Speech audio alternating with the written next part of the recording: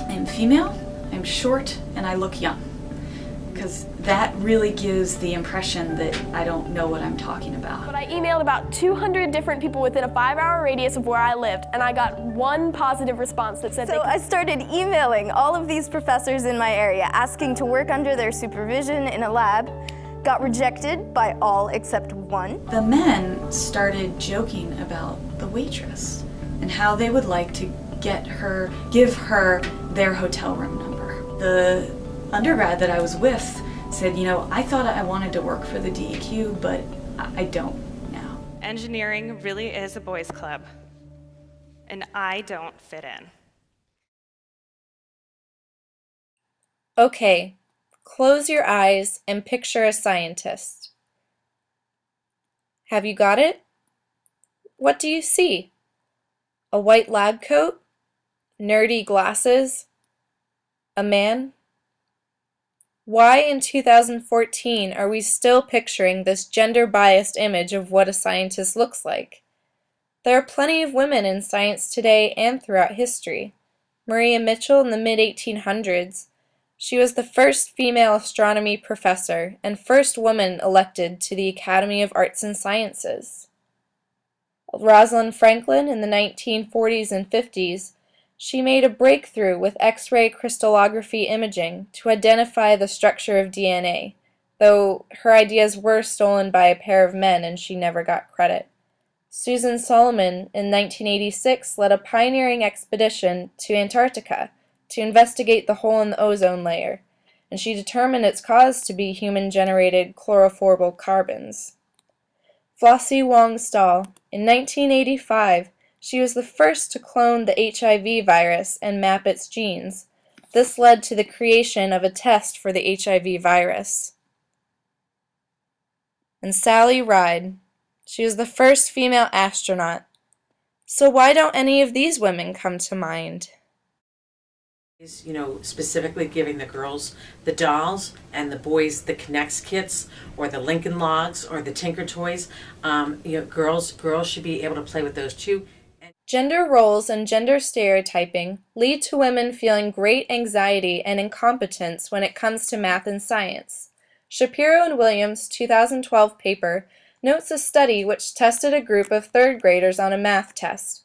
When coloring a gender-neutral picture, such as a landscape, prior to the test, girls and boys performed similarly. But when coloring a gender-specific picture, a girl with a doll, a boy with a ball, the girls performed poorly.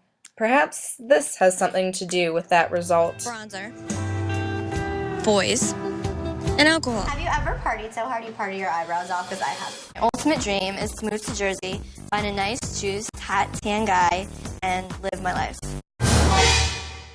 Not really the best role models for today's girls, but what about the role models of the generation before us? Marie Curie would have been the only one I really would have known about. It would be Grace Mary Hopper, who was an admiral in the Navy. She was the first computer scientist.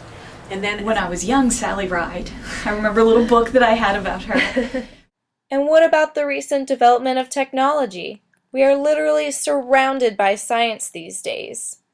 It very much troubles me, the constant texting and the not looking up and around, the not communicating with the people around you, all those things that you hear.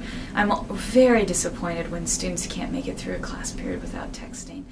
Well, maybe not. I think technology is fantastic. I think we talked yesterday about it being, you're talking predominantly about the computer technology, and the devices that students have in their pockets, things like that. I think that it's fantastic. It can be used as a tool. It can be used very effectively as a tool. Absolutely. They know now that there are more and more women at university studying in the sciences and actually pursuing higher degrees, and they can see these role models. They can see them online. Ah, there we go. With these new resources, perhaps these teched-out millennials will be the ones to turn the tide in favor of females in science. Who had, platinum blonde hair and looked like the blonde Ditz. And when I got that first exam back, I'm like, okay, that she is not. She was the top student, one of the top students in the class. I think the top 6 students in my class are female. Female involvement and performance numbers are still low, but they are rising. Maybe someday we'll reach this. You have saved us all.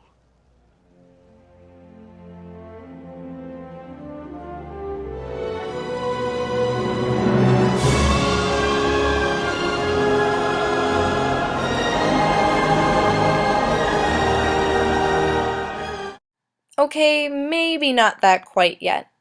But what do we need to do to get young girls excited about and confident in STEM? I think in the elementary schools it's really important. I would like to see elementary school teachers have the ability to do more science, even the simple science, especially the scientific method. And that's often, because I've looked up what are science things you can do with your kids, what are experiments you can do, and so often it's just a demonstration. It goes back to the parents. It starts with parents. It starts with early childhood education. It starts with gender neutral roles. Be included. The girls should be, and that their interests, and that they're not, discouraged from that.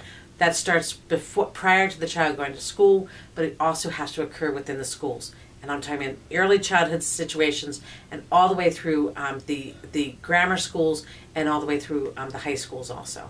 And there's a lot of hearsay out there that women are not as intelligent, women can't do as well in math.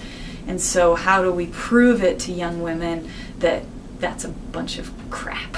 Well, there was a study done very recently across 65 countries around the world where they tested boys and girls on the same science test. Around the world, girls outperformed the boys, but not in the US. What this study suggests is that it's not a biological thing. This is a cultural thing. That's going to be a change of attitude on a lot of people's parts. Not everyone is still convinced. And so we still get a lot of that. But we need more role models like Dr. Yan, Dr. Lamandela, that are in the STEM subjects and are actually succeeding so successfully and doing such a beautiful job. Yeah, sure. Some girls like princesses and tiaras, and I like that stuff too.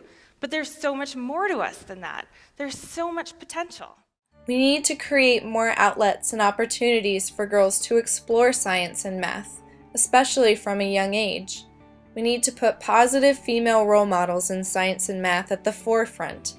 The more we drive out that damsel in distress identity nonsense and replace it with a kick-butt, strong, I can do this all by myself identity, the more girls will begin to see their potentials more clearly. They can become the inventors, scientists, and creators that they want to be. Yeah, science was just what I was interested in. Just being a female, though, was, and being a strong female, actually did, I realized was really important for my students to see that. And that I was a strong female also that got engines out. It wasn't just about the research. It was about finding my passion. That's why being the grand prize winner of the Google Global Science Fair, cute picture, right?